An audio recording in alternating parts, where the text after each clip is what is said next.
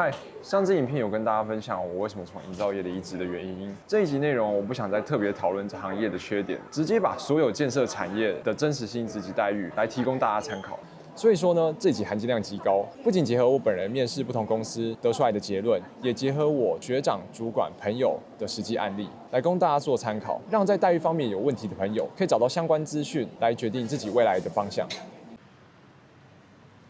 在跟大家讨论这个产业的待遇之前，我想先跟大家科普一下这产业的分类。如果了解这产业的内行人，可以直接跳下一段听。这一段我会简单说明这产业的结构。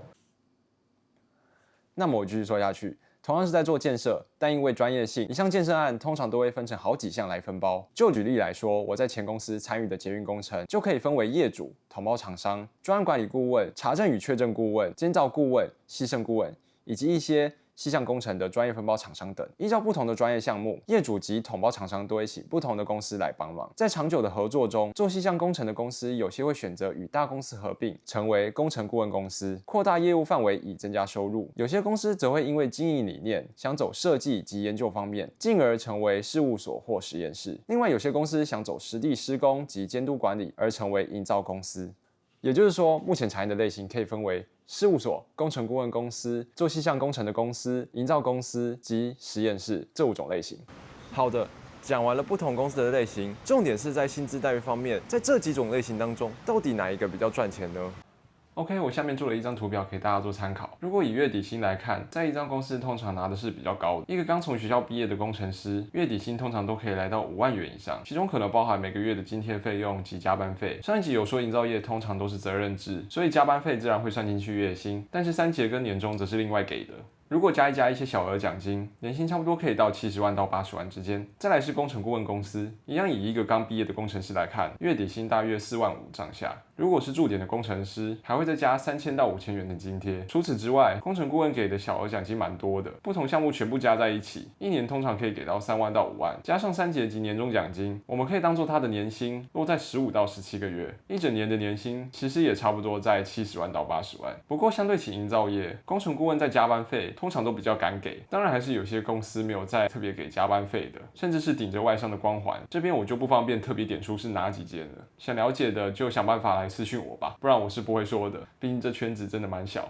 再来是事务所，因为刚毕业的工程师通常都还没有考到专业的证照及牌照，或者是考到了牌照，但是缺乏经验的累积，一开始要做设计方面，薪资就会被喊得很低，因此他的月底薪才会是最低的。通常在4万上下，每年的小额奖金跟福利也都蛮多，一整年加下来也是有3万到5万，加上3节及年终，年薪差不多60万上下。虽然讲到这边是最低的，但是实际上领的会再更多，因为事务所是出了名的爆肝，基本上我没有听过哪间事务所不敢给加班费。在我朋友待的事务所，每个月的加班时数差不多35个小时上下，等于是每个月加1万到1万5，所以一整年的年薪还是可以到70万到80万。而从事细项工程的公司，薪水结构有些会跟工程顾问公司一样，有些则会跟营造业相同，因此就结论而言，年薪一样差不多70到80万。至于加班费会不会给，真的就看公司了。最后是实验室，因为是属于学校底下，月底薪就挺中庸的，基本上也就4万到4万5。我认识的朋友是没有特别拿过小额奖金之类的，但是我在这里还是帮他放了每年至少可以拿到1万到1万5。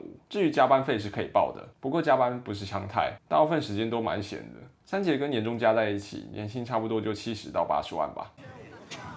那么我们现在就很清楚了，其实不管是做什么，或选哪一间公司，最后领到的钱其实就差不多年薪就70万到80万之间。